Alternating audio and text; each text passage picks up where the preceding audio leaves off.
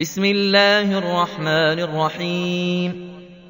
لم يكن الذين كفروا من أهل الكتاب والمشركين منفكين حتى تاتيهم البينة، رسول من الله يتلو صحفا مطهرة فيها كتب قيمة، وما تفرق الذين أوتوا الكتاب إلا من بعد ما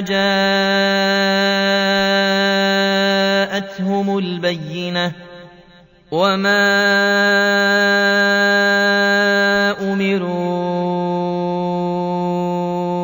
إلا ليعبدوا الله مخلصين له الدين حنفاء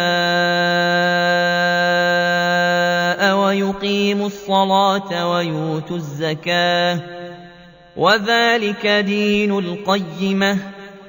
إن الذين كفروا من أهل الكتاب والمشركين في نار جهنم خالدين فيها، أولئك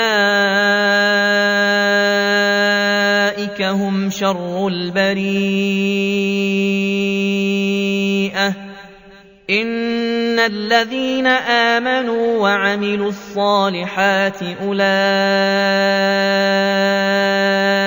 هم خير البريئة،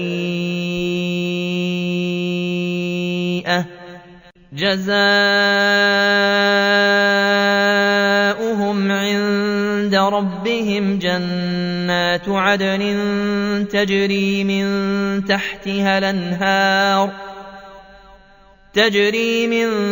تحتها الأنهار خالدين فيها